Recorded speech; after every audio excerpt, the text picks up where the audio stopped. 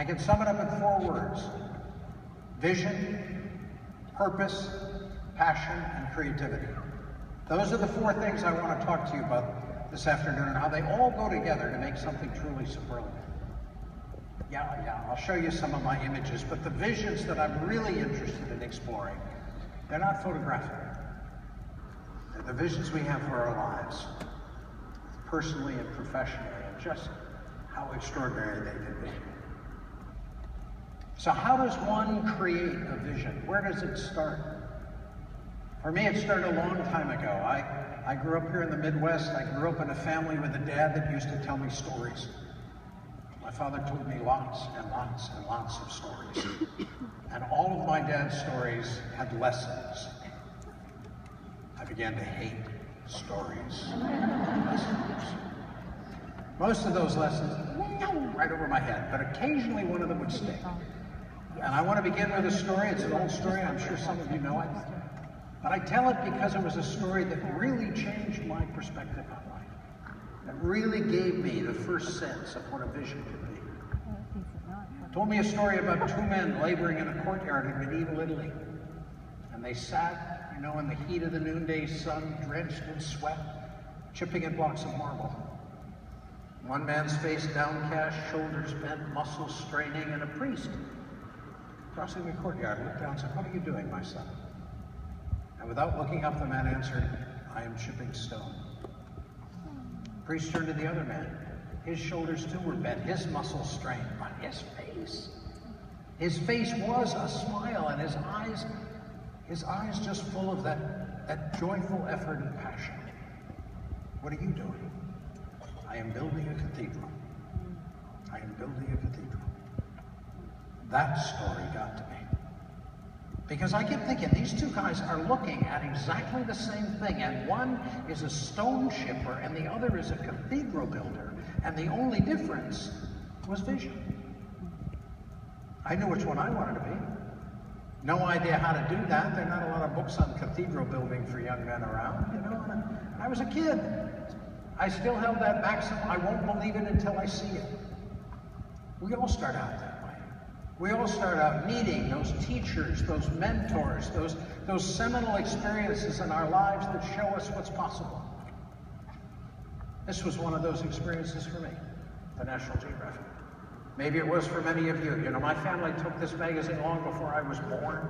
By the time I got to be able to read, I'd grab it when I came into the house, I'd take it upstairs, I'd read it at night. My dad would say, "Turn out the light, go to bed." Turn the light back on. I did a flashlight. I do whatever it took to stay up and stare at the pictures in this little yellow book. Pictures that showed me the possibilities the world had to offer. I'm not the only geographic freak out there, I know that. Well, that's good. But I had an elderly gentleman come up out of a talk I gave recently after the show. He said, "I love the Geographic. I read the Geographic because it takes me to places I will never go." It's the same reason I read Playboy.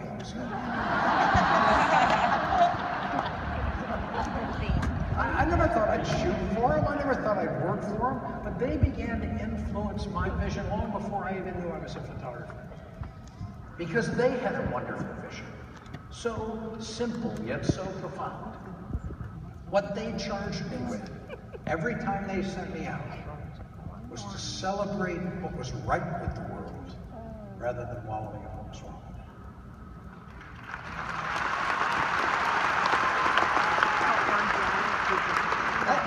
That's why we keep these silly yellow magazines. It's a national sacrilege to throw away a Geographic. You know that? If all the Geographics in the country disappeared at one time, half the houses would fall in on themselves. Because they're supported by big yellow columns in the basement.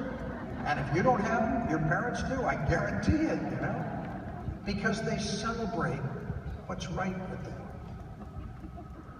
And that's what you folks do. You train, you teach, you inspire your people to celebrate what's right in their lives. The very best that they have. Remember that. So I'd look at those pictures with that vision and I'd fall in love.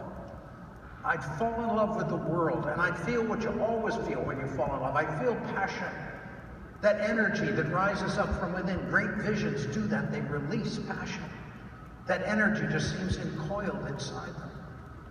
I'd look at those pictures with that vision and that energy, and in that moment, I transform the ordinary into the extraordinary. That's the moment of creativity. To me, that's all really creativity is, that moment where we look at the ordinary, but what we see is extraordinary. And we do that when we fall in love with ourselves, with our spouse, with our family, with our team, with our community, with our country, with the world. At that moment, we stop being stone chippers and start to be cathedral builders and begin to focus an extraordinary vision for our lives. I had another experience when I was a freshman at Dartmouth College. Another experience that filled me with great vision and passion. And I remember one fall evening, the whole school gathering in a place called Webster Hall to hear a grand old man say his poetry. And it was the poet Robert Frost, just the year before he died. 83 years old. For 2 hours, he just held us in the palm of his hands, igniting us with his visions. And then he read a poem called Two Tramps in Mud Time. He read words I'll never forget. My object in living is to unite my avocation and my vocation, as my two eyes make one inside. Only when love and need are one, and the work is play for one mistakes, is the deed ever really done for heaven and the future's sake. My object in living is to unite my avocation and my vocation. My vocation, what I had to do, what they paid me to do. My avocation, what I couldn't help but do. What I love to do. As my two eyes make one inside. And as I listened to Frost, I realized that on the one hand, he was saying, do what you love. Do what you love. Everybody in this room gets to do that. That's amazing. You are so lucky. Do what you love.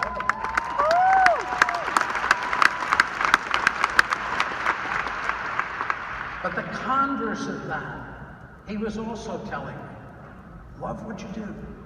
Love what you do. Every day when you get up and are doing your business, it's not all cool stuff, right? There is stuff that's hard, and you have to be able to fall in love with that too.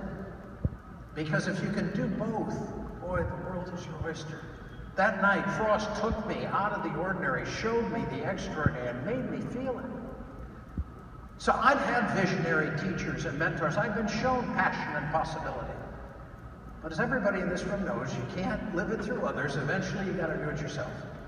Eventually, you got to move from imagination to imagine action. And I think the first time that happened to me is when I got to be a senior at Dartmouth.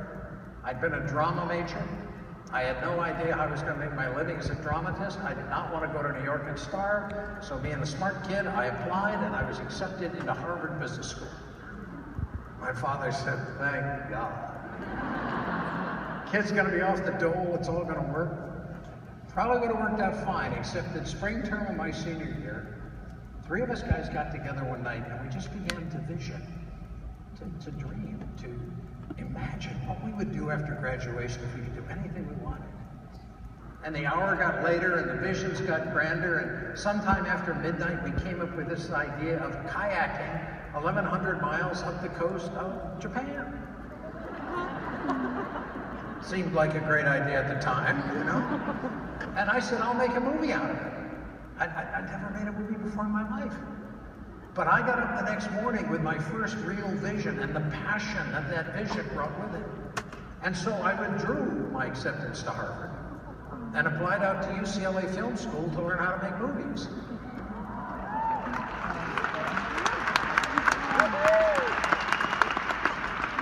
My father said, we've lost him. I went out to what he still calls the land of nuts and flakes. I got into the school. I got with some of the second-year graduate students because they knew something about making movies. I sure did. And together we wrote this great letter to the National Geographic Society about this hot young film director from Hollywood, moi, who was going to make this great movie for me. sent it off. Lo and behold, I get a letter. I get a letter back from the Geographic. It said, "Dear Mr. Jones, we're very interested in your proposal.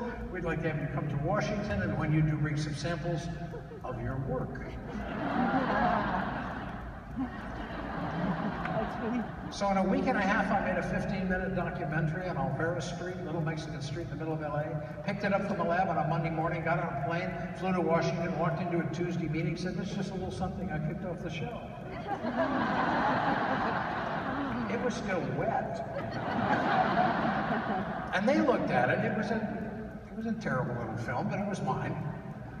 And they finally said, "Okay, we'll tell you what we'll do. We'll send along our Hollywood film crews to follow you guys up the coast. You take the trip, we'll make the movie." 23 years old, I stood up at the meeting and I said, "No way." I said, "If I don't make the film, it doesn't get made." They said, "It doesn't get made." So I came back to my dorm room at UCLA, and I am bummed, man. You know, I had the vision, I had the passion, I could see that movie. And I was scared, too. I just got whopped in that meeting. And I thought, what's the fear, Dewitt? Do you really think they're going to drag you out behind the Geographic and break your thumbs if you ask twice? What's another perspective? What's another focus? So I sat down and I wrote Mel Payne, the president of the Society, a letter. Poured out my heart to him. Now, poured out my vision to him about why I ought to make that movie. And he read that letter and he caught that vision. Because 3 weeks later, he called the head of the television department and said, "Give the kid the money and let him go." And there I was, having never made a major film before in my life, about to make my first for National Geographic. Went to Japan, paddled up the coast. I made the film. It was shown on TV in this country. It was syndicated in Europe. It was on the BBC. And wow, I was a filmmaker.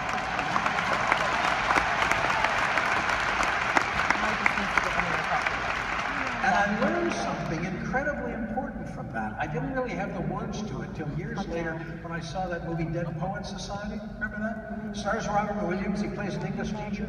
One day he runs into his class, leaps up on his desk, raises his hand and yells, "Carpe diem!"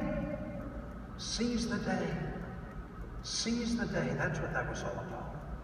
I learned if you pushed hard enough on life, it connected and pushed back.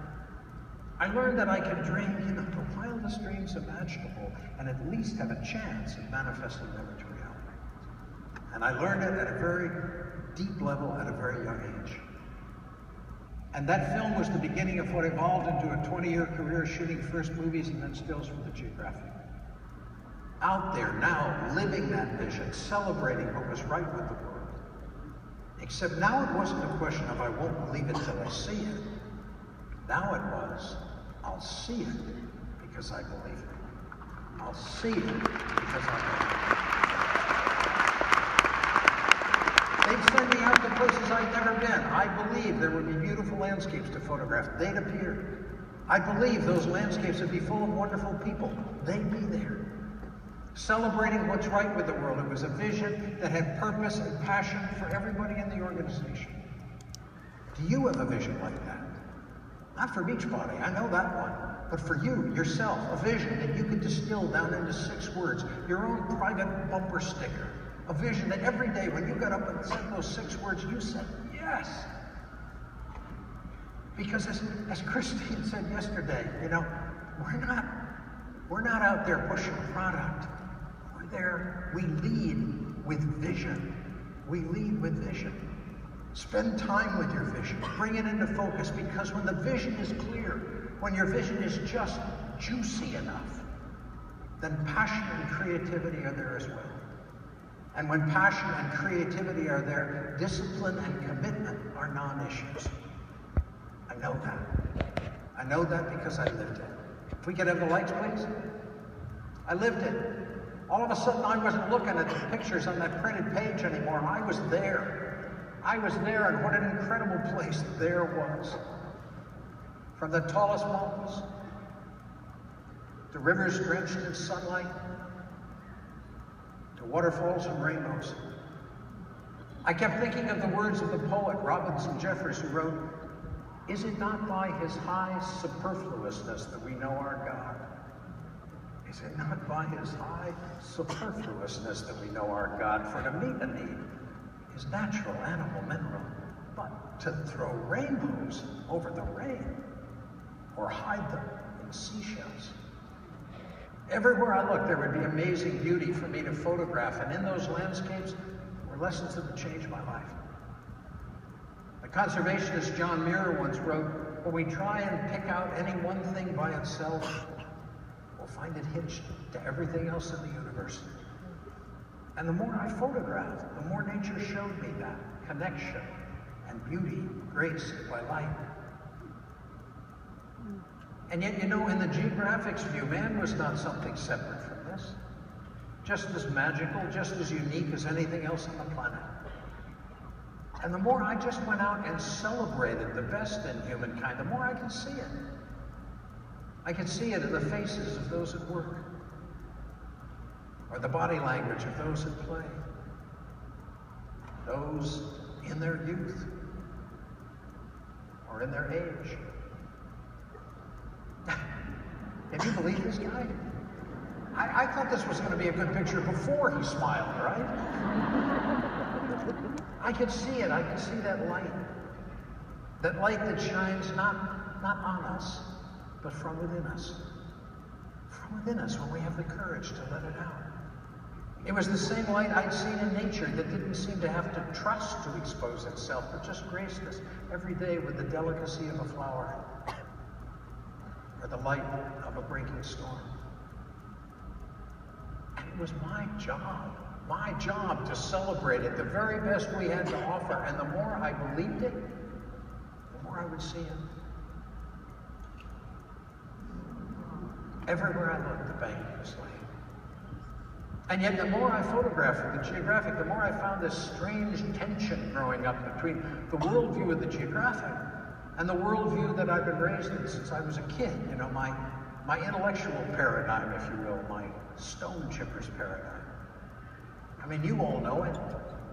The allocation of scarce resources, the law of the jungle, eat or be eaten, my win is your loss, second place is the first loser.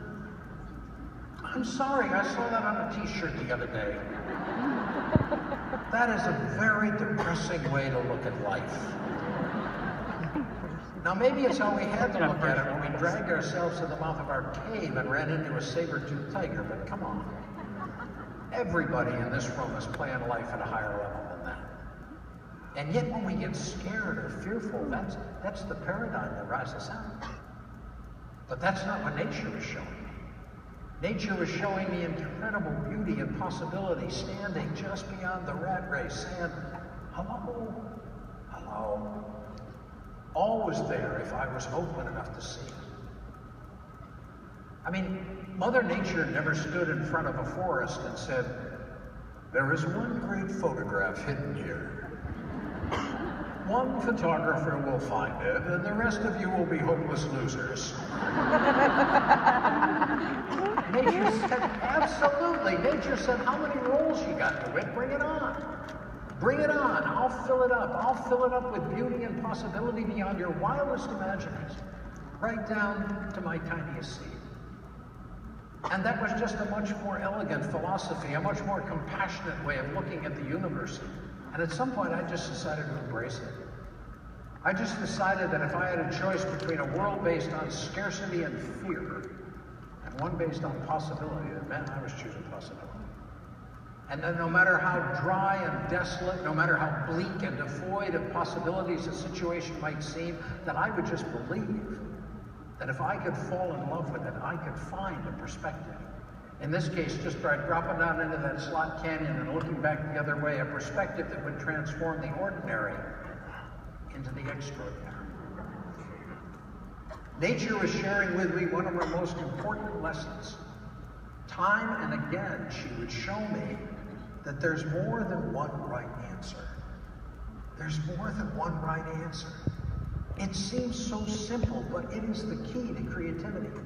There are 1,000 ways to come at any challenge, to find that extraordinary view. And I know it so easily from my photography, but sometimes it's just so hard to bring over the rest of my life. They sent me to the little town of Smith River. They raise about 80% of the Easter lilies in the country around that little town, and that was the story I had to tell. So I got a perspective where I got picked lilies and unpicked lilies, the boy picking them, and good body language as he puts them in the box, a little bit of the region's architecture and the weather. One right answer. Pretty good one. But boy, I'd never think of stopping there. I mean, immediately I grabbed another lens, walked over a couple rows, knelt down, and found another right answer. Same parameters of the problem, now seen from a totally different point of view. And my favorite right answer that day was this one. This is an advanced levitation technique that I'll be teaching in a breakout.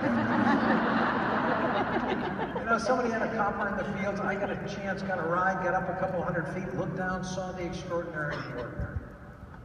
3 right answers. So many things begin to change in your life when you come at it from the perspective of more than one right answer. I mean, first of all, you don't stop at the initial right answer. Come on, that's just doing your job. If any of you stopped at the first right answer, you would not be here in this room today. But the kick is that when you really believe it, then as you press out looking for that next right answer, which you're asked to do every day, you do so not in terror, but comfortably, knowing it's going to be there for you. And you really do begin to embrace change rather than fear it. You really do hit the day with a sense of possibility, not paralysis. And you just get more and more comfortable with reframing a problem into an opportunity.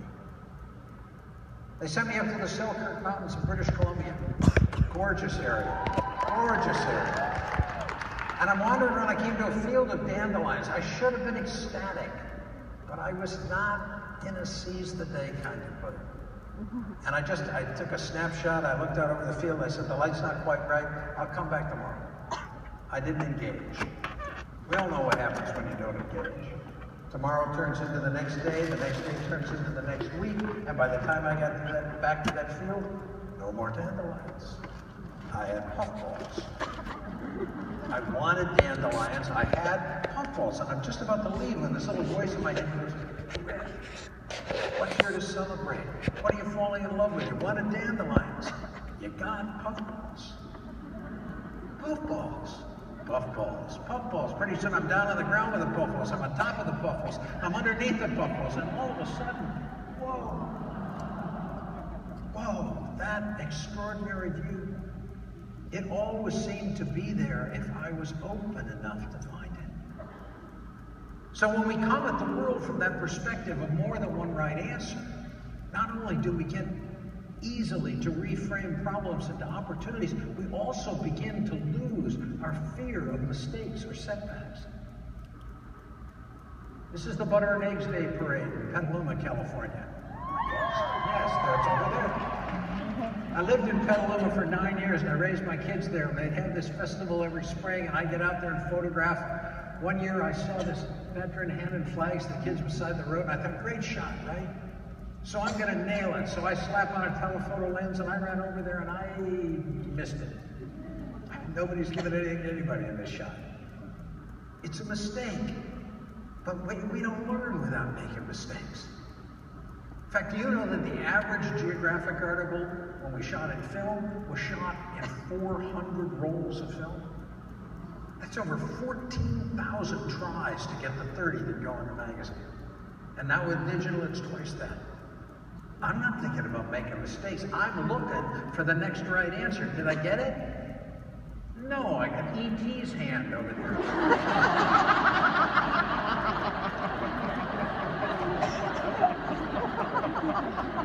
You know, amateur photographers will come up to me and they'll say, Dewitt, how many good ones did you get in an 8-gig card? And I say, look, I'm sorry. That's the amateur question. That's the question based on fear of making mistakes. I turn it back to him. I said, that's the amateur question. The professional question is, did you get it? Did you get it? I mean, we all know when those right answers come into focus in our life, they just go ka-chong and you got it. But it doesn't happen unless you're willing to press out on the edge of your own comfortable envelope, to look for that next right answer, to take that risk. I mean, come on, it is not trespassing to go beyond your own boundaries. How Nobody good wants to get an 8 gig car. No, no, no. Did you get it? So how do we answer that question? Yes, every time. When I take off after an extraordinary vision, there were 4 steps that I try and go through. And the first one was to train my technique. Train my technique. Because vision without technique is blind. It's fine to have a wonderful vision, but if you don't have the technique and technology to manifest it into reality, you've got nothing. So I'd spend days, weeks, months, years with my technique, f-stops and shutter speeds and strobes, so that when nature did open a window of opportunity, I wasn't worried about what lens was on my camera. I was there ready to capture it. I call this one midlife rebirth. So first I want to train my technique, and then I want to put myself in the place of most potential. If nature's going to open up multiple windows of opportunity for us, where do we have the best chance of finding them? So I was doing a book on Lake Powell, and I was flying in from taking some aerials one morning, and I looked down, and some of you can see it if you're close enough. There's a little road over there on the right, and at the end there's a little car. God, I didn't even know anybody could get out there. But seeing it, I knew it was possible. So I came back to my campsite. I looked at the maps. That point was in the perfect direction. I looked at another book, figured out the day I wanted to be there, rented a 4-wheel drive, stuffed it with provisions, bumped all the way out to that overlook. But boy, I was there in the place of most potential the night the full moon rose over the lake. And when you're there in the place of most potential with your technique down, those right answers just keep coming. Train your technique. Put yourself in the place of most potential. And then the next step, it seems like the easiest, but I really think it's the hardest, and that's just to open to possibilities. Possibilities you never dreamed of. So I'm doing a little story on marine world. I'd shot the killer whales and the dolphins and the water skiers and the tigers. I had it. I was going back to the car. And just out of the corner of my eye, I see this thing called a dancing fountain. I mean, you've seen it. The water comes out of one, goes in a big parabola, goes into another, then out of that, into the next one. Looks like a big worm going across the horizon, right? And this kid has his hand on the source. And he's waiting, and so am I. And he's ready, and so am I. And I know what that next right answer is going to be, and man, I nailed it.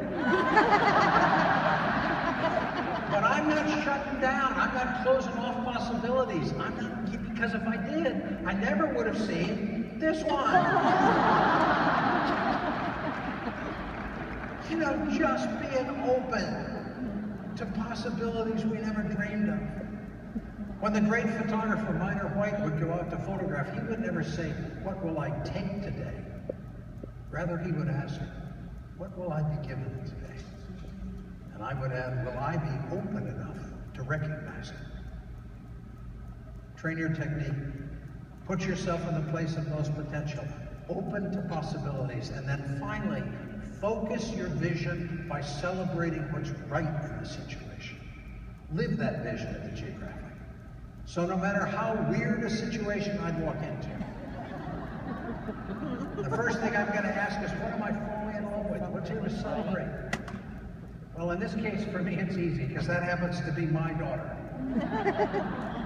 Most dads would help their daughter in that situation. Dad, I'm turning blue. Don't worry, I got color film.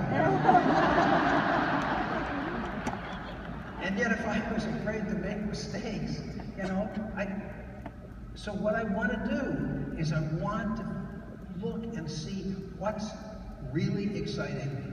What's right with this situation?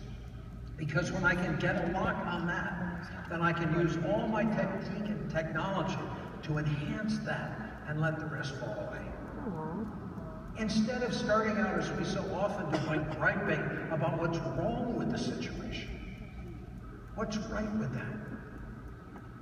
In your business, especially with your spouse or your partner and your family, what's right with it? Because that connects us with our passion. That emancipates the energy. By celebrating what's right, we find the energy to fix what's wrong. As Michelangelo once wrote, I saw an angel in the stone and carved to set it free. I saw an angel in the stone and carved to set it free. So that just became the way I would shoot. They'd send me out to amazing places like Rose Spit at the top of Graham Island and the Queen Charlotte's of British Columbia. And on that amazing piece of real estate, the Haida Indians believed that mankind first came into existence when Raven opened up a clamshell and let him out. And I was lucky enough to be there one evening with two Haida dancing on the beach. And this was the first shot with the drummer in the background, the boy dancing in the foreground with the paddle. And I'm saying, what am I falling in love with? What's exciting me? What's here to celebrate? And at that moment, it was just the boy's face. So I took my telephoto and zoomed in on that. And I'm loving this picture, but even as I'm taking it, this little voice in my head says, Dewitt, you're too close. You've forgotten who this boy is or where he is. It's now just a shot of a child. It's no longer a shot of a Haida. And so even though this was a really nice picture, easily, quickly, comfortably, I let it go. Zoomed back a bit, picked up the paddle. Much better photograph. Much better storytelling. In fact, the Geographic agreed and ran it as the opening spread in the article. And what I began to see is that, life is not about finding the right answer. It's not even about finding another right answer. What life is about is continually finding the next right answer. Continually finding the next right answer, twisting that focus ring of our lives back and forth, keeping that extraordinary vision in focus. And the more I did that, and this is so important, the more I did it in my photography and in my life, the more I would find that the difference between a good frame and a truly great frame was usually measured in millimeters, not miles. That close all the time if I was able to see. Good frame, a morning glory on the beach in Maui, 10 inches away. Great frame, great frame. Good frame, a cowboy in Bryce Canyon, believe it or not, named Binky. I'm taking Binky's picture and I'm loving it, but even as I'm taking it, I watch another cowboy walk out of the barn behind him. And as he crosses the threshold of the door, this beautiful shaft of light hit his face. And so as he moved away, I just backed Binky up about 30 feet. Great frame, great frame. Good frame, the Golden Gate Bridge at sunset with the new moon rising, man, how does it get any better? 15 minutes later, great frame, great frame. When we believe it, we'll see it. So I'm looking out into the audience and I'm seeing some heads going up and down. You folks know some of these techniques. You wouldn't be here at this level if you didn't. So my question today is, where do we go from here? Where do we go from here? How do each one of you take it to the next level? That's a question you never stop asking in your life. I'm asking you today about me. Thinking back over my whole career, trying to figure out what it takes for me to take it to the next level. Thinking back to the very beginning when I first had the courage to stick my head out there and begin going. And I got out there, I had goals and I had aspirations. I was working, I was flapping. I remember there was a lot of flapping going on in the beginning, competing with all the others who were out there working and flapping right next to me. But I got better at what I did, just like you guys have. And I got up on the step and it began to clear out a little bit there. There weren't so many flappers. And no matter how good I got, there were always others way up above me. So high I could hardly see them, and they weren't even moving their wings, How do you get to that level in life? Well, I'm lucky enough to live on the island of Molokai between Oahu and Maui over the Hawaiian Chain. In the largest sea cliffs in the world, they fall about 3,000 feet down into the ocean. My house is about a mile from those cliffs. Not too long ago, I was sitting up there about 4 feet from the edge with my cameras, no guardrails or anything in Molokai, just looking out over the ocean.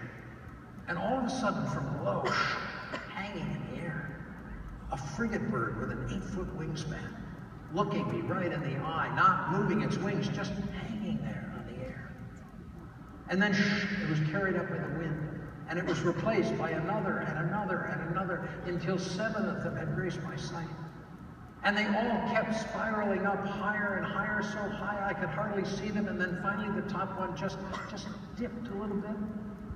And the others all followed suit, and they all turned and glided 8 miles across the channel to the island of Maui. And I was left alone, looking out over the ocean. And I thought, whoa, that was big. What does it mean? And I could almost hear Mother Nature whisper in my ear, and she seemed to say, DeWitt, quit flapping and ride your thermals. Quit flapping and ride your thermals. That was a little metaphoric even for Mother Nature, but okay. All right, maybe in my own life it was time for another reframe. Maybe struggle was no longer the operative word. Maybe getting to the next level really was about learning how to soar. All right, okay, so where do those thermals exist in our lives, man? I was standing there, on the edge. I had the guts to go to that edge and even beyond it in my photography, but I had a feeling that wasn't the edge that nature was trying to teach me about. I had a feeling that if I was going to get to the next level in my own life, it wasn't the external edges I'd have to press. It was the internal ones as well. To know myself as well as I do my craft. Because in each of our lives, there is an edge between success and significance. An edge where if we're going to take it higher, we have to work not just on what we do, but on who we are. Not just to be the best in the world, but to be the best for the world. And it's with that realization that those thermals begin to rise. So I'm wandering around Molokai thinking, test my inner edges. All right, how do I do that? I thought maybe I ought to learn to meditate. Lived in California for 17 years. De facto, I should be a good meditator. I'm a terrible meditator. When I try and meditate, there's always a fly in the room, you know. There's something up my nose. My mind endlessly repeats the theme from the Beverly Hillbillies. Doesn't work. So I took a class. I took a class in meditation, and I'm seated in the back of the room. I'm trying real hard, and finally the teacher comes over and she says, "You don't do this very well, do you?"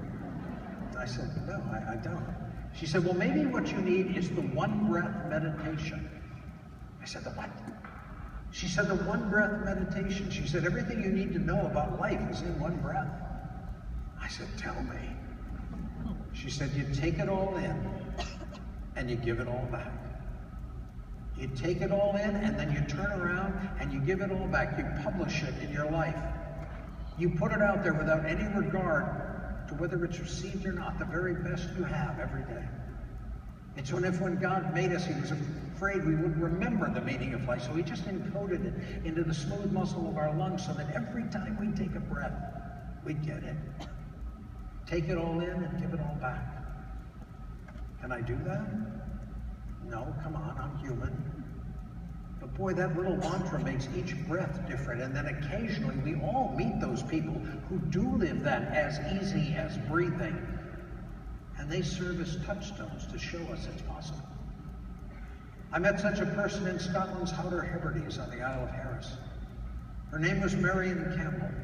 She was the finest weaver in all of Scotland. She'd been cited by the Queen, she was a national treasure, and she lived in the tiny town of Pockerpool. And I went there, I found her house, knocked on her door, she came out, lovely woman, and I was all excited and ebullient, and I said, "Hi, I'm from National Geographic, and I want to take your picture," and she raised her hand.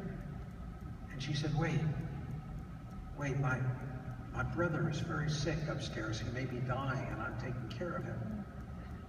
And I felt so stupid. I hadn't called, I hadn't checked. I said, "I'm sorry, Marion, we don't have to do this." I began to back away, and again, she stopped me. And she said, "Give me an hour and I'll be ready." And she closed the door.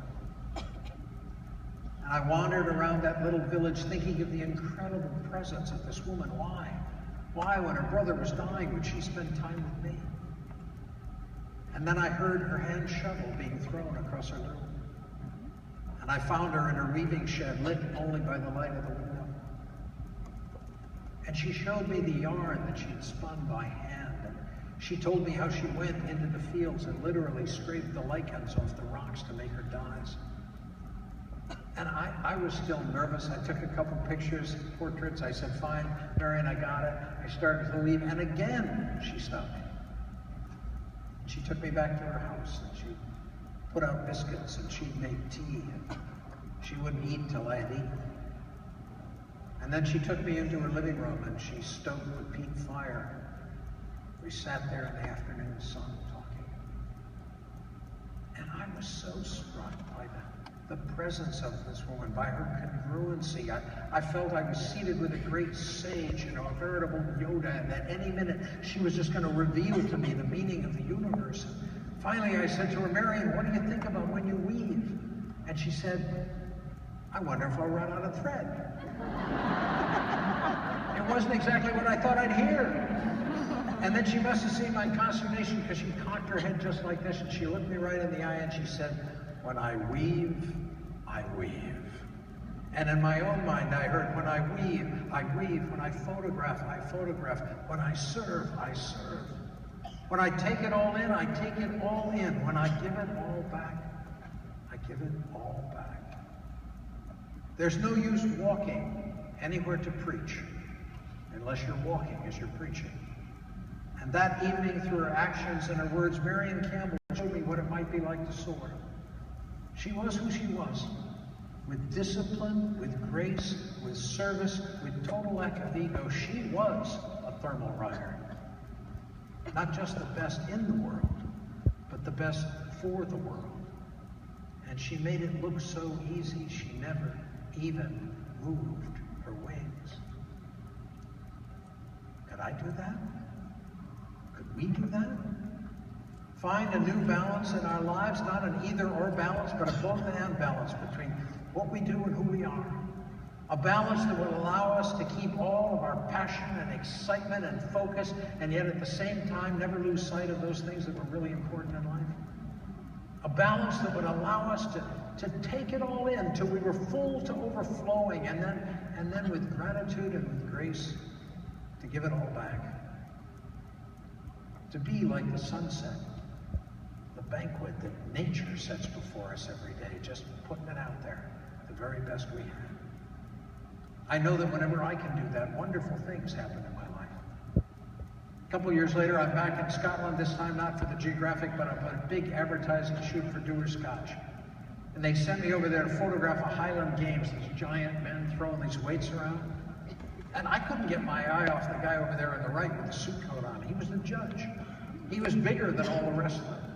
And every time one of them would make a particularly good throw, his eyes would mist up. He'd get this little smile on his lips, you know. God, we shot some wonderful ads. But my intuition's just screaming at me to meet this guy. And so when it was over, I went to him and I said, you're bigger than all the rest of these guys. You've done this before? And he said, I was the champion of Scotland for many years. I said, what do you do now? He said, well, I'm a farmer. I was a farmer then, I'm still a farmer now. I said, can I come and visit you? He said, well, I guess you would. So I dragged my whole crew down there the next day. Big boy. He came out from behind the barn. We found this weight he hadn't thrown in years. We took him into his front field, and talk about being your own banquet. He was just lost in the very best he had to give. And so was I. I'd forgotten that I was being paid or shooting for doers. I was just falling in love through the lens. And the art director took my picture and turned it into this ad that said, for 25 years, Henry Gray won the cheers of the crowd at Scotland Highland Games. And even now, he likes to get out and throw his weight around in the privacy of his own backyard. And this ad won all kinds of awards. But I didn't care. I got to meet Henry. I got to meet Henry. I got paid off right there that day in that field. And a couple years later, I was back in Scotland, and I passed the town that Henry lived in, so I went over, knocked on his door, and he showed me how he framed up the ad that I'd sent him. And then he and his wife came out, stood in front of the house, and posed for pictures. And then he said, come here, Natty. Come here, let me show you something. And he brought me over, and he turned that picture around, and it was covered with signatures. And I said, Henry, what's this? And he said, well, Natty, I'm that ad all over the world. And all of my relations in New Zealand, Alaska, Canada, and the US, they all saw it, and they all called. And they said, Henry, is that you? And I said, it's me. And they said, well, we think we better come back and check on you. And so because of that ad, they had the first Gray Clan reunion in more than 200 years.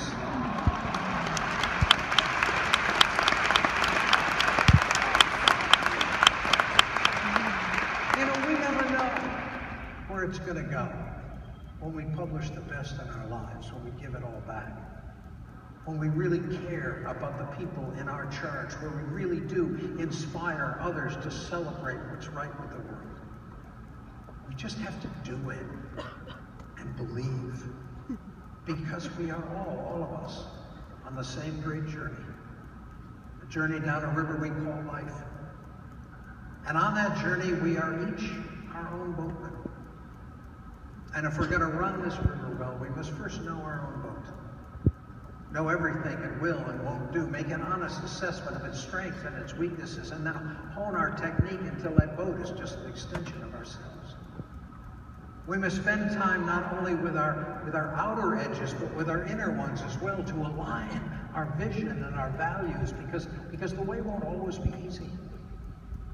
And great possibility is always fraught with turbulence. We must learn to ride the waves of change, not to shrink from them, but to be right there, totally conscious, on our edge. If we're going to run this river well, we must be absolutely present.